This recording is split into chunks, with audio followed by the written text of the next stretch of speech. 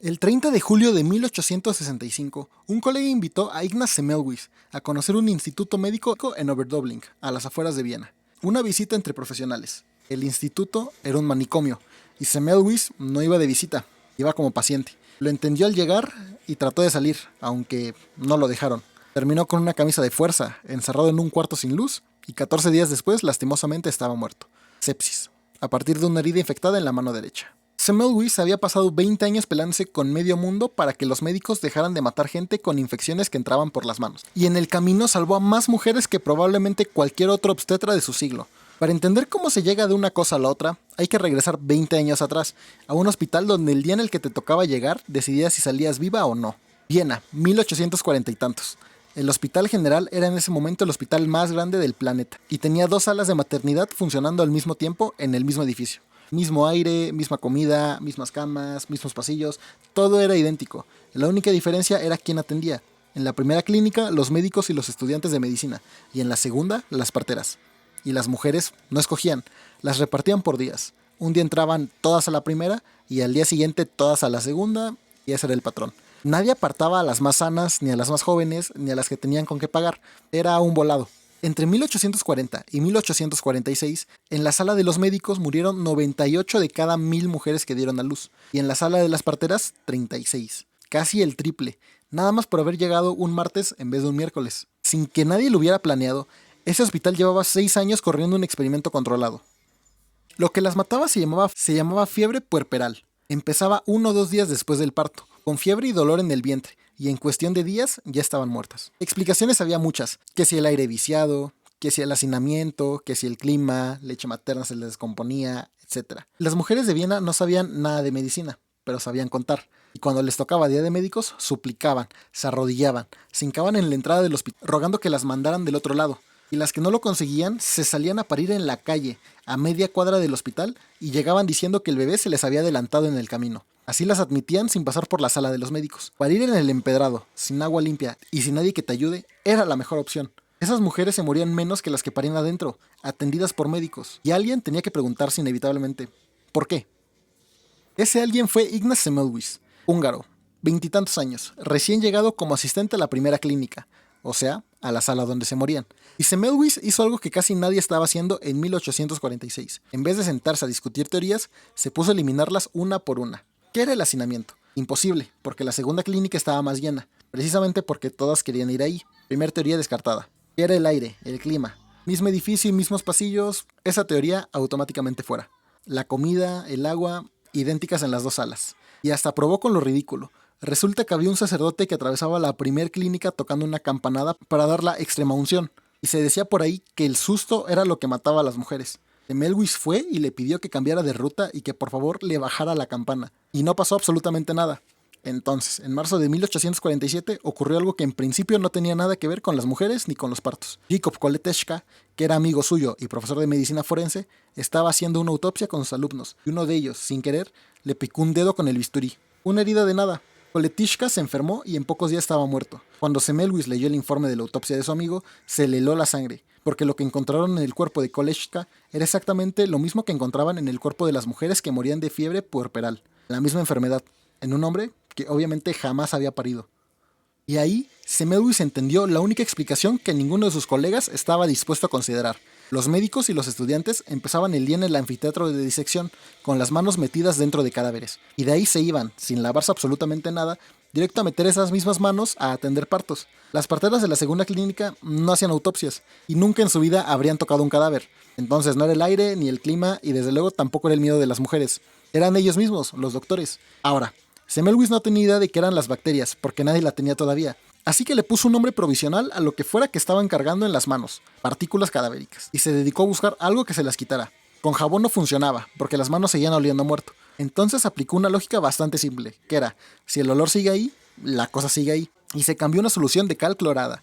A mediados de 1847, puso una palangana en la entrada de la sala y dio una sola instrucción. Aquí nadie toca a una paciente sin lavarse las manos primero. Nadie. Y en abril, un mes antes de la palangana, la mortalidad de esa sala había sido de 18.3%. En junio bajó a 2.2% y en julio a 1.2%. En agosto a 1.9%, y hubo 2 meses en los que la cifra llegó a algo que jamás había pasado en esa sala desde que existía, cero, ni una sola mujer muerta.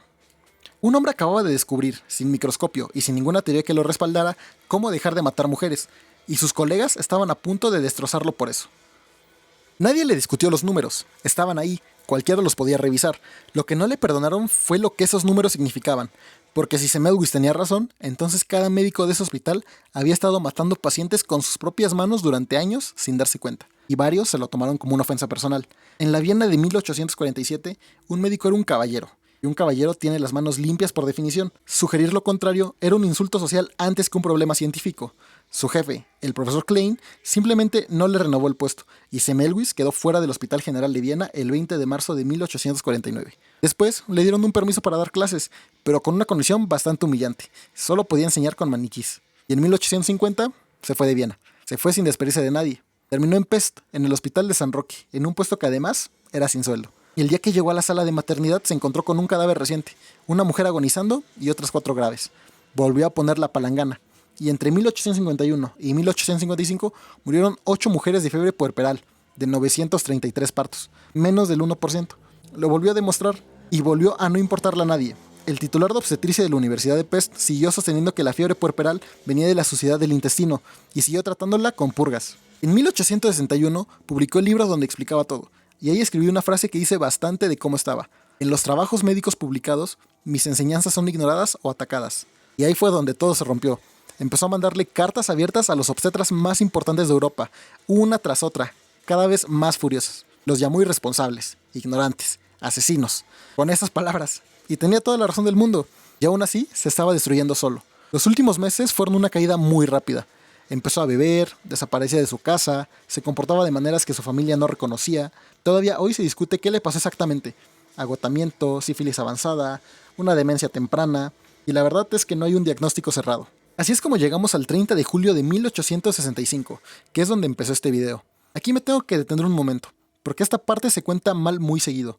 La versión que circula por todos lados dice que los guardias del manicomio lo golpearon hasta matarlo, y hay historiadores húngaros que sostienen que no existe evidencia de que lo hayan maltratado. Lo que sí está probado es esto: lo internaron contra su voluntad, estuvo 14 días adentro, y cuando lo exhumaron en 1963, confirmaron que murió de sepsis, a partir de una osteomielitis en la mano derecha. O sea que lo que se discute es de dónde salió esa herida, no de qué murió. Murió el 13 de agosto de 1865, a los 47 años. Lo enterraron 2 días después y fueron muy pocas personas a su entierro. La Asociación Médica Húngara ni siquiera le dedicó el discurso conmemorativo que le tocaba por protocolo. El médico que lo sustituyó en Pest quitó la obligación de lavarse las manos, y la mortalidad de esa sala se multiplicó por 6, y ningún médico de Budapest dijo absolutamente nada. Hay algo que Semmelweis jamás supo, y es que estaba matando a esas mujeres. Él le decía partículas cadavéricas, porque no tenía otra palabra disponible, y la respuesta llegó 14 años después de su muerte. En 1879, Louis Pasteur sacó el organismo de la sangre y del útero de mujeres infectadas, y lo puso bajo el microscopio. Era una bacteria, y hoy se llama Streptococcus pyogenes, y no es una bacteria exótica. Es la misma que causa la faringitis estreptocócica, esa infección de garganta que probablemente tuviste de niño, y vive en gargantas perfectamente sanas sin hacer absolutamente nada.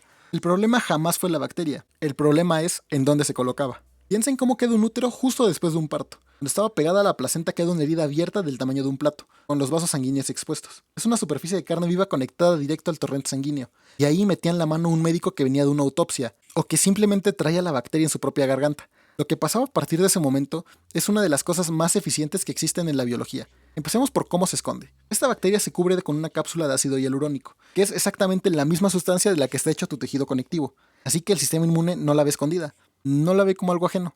La lee como si fuera parte de ti. Por si eso fallara, tiene la proteína M en la superficie, que impide que los glóbulos blancos se la traguen. Por si eso fallara, produce una enzima que corta la señal química que le avisa a los neutrófilos dónde está la infección. La alarma suena, pero el cable está cortado. Ahora, la parte que explica la velocidad. Cuando el cuerpo detecta una infección, una de las primeras cosas que hace es coagular alrededor para encerrarla. Es lo que pasa con un absceso. El pus está dentro de una bolsa, y esa bolsa es el cuerpo conteniendo el problema. El estreptococo hacía justamente lo contrario. Produce estreptoquinasa, que disuelve los coágulos, y hialuronidasa, que digiere el tejido conectivo. No se deja encerrar, va disolviendo las paredes conforme el cuerpo las levanta, y encima suelta toxinas que funcionan como superantígenos. En vez de activar unas cuantas células del sistema inmune, activa una fracción enorme de golpe. De ahí sale la fiebre altísima, la caída de presión y el choque. Junta las piezas, una bacteria que el sistema inmune no reconoce como ajena, que corta la alarma, que disuelve las barreras en lugar de quedarse encerrada y que provoca una reacción inflamatoria masiva, metida en una herida del tamaño de un plato conectado directo a la sangre. Por eso se morían en 3 días. Y si el nombre no te dice nada, a lo mejor esto sí. Es la misma bacteria que hoy causa la fascitis necrotizante. Es infección que avanza centímetros por hora y que de vez en cuando salen en las noticias como la bacteria come carne. Es exactamente la misma, solo que en 1847 no entraba por una herida en la pierna, entraba por las manos del médico. Semmelweis creía que eran partículas de cadáver. Se equivocó en el qué, no se equivocó en nada más. Pasteur le dio la explicación 14 años tarde. Joseph Lister construyó sobre eso la cirugía antiséptica. Entre los dos convirtieron en ciencia lo que Semmelweis solo había podido demostrar con una libreta y una palangana. Llegaron tarde, y llegaron tarde por miles de mujeres. Hoy existe un término que se usa en medicina y en ciencia, el reflejo Semmelweis. Es el rechazo automático de una evidencia nueva, no porque esté mal, sino porque contradice lo que ya creíamos. A Semmelweis no lo rechazaron por tener malos datos. Sus datos eran impecables, de hecho. Lo rechazaron porque aceptarlo obligaba a admitir algo insoportable. Ese sesgo no se quedó en el siglo XIX. Está en cada lugar donde algo se hace de cierta forma, nada más porque así siempre se ha hecho. Y lo único que Semmelweis estaba pidiendo era que se lavaran las manos. En el siguiente episodio nos vamos a la epidemia que mató a más mexicanos que la conquista y que nadie pudo explicar por casi 5 siglos. Y si estás estudiando para el NARM, ve en Ármate, donde ya está toda la información desglosada y fácil para que la entiendas. Link en la descripción. Esto es Historia Clínica. Nos vemos por allá.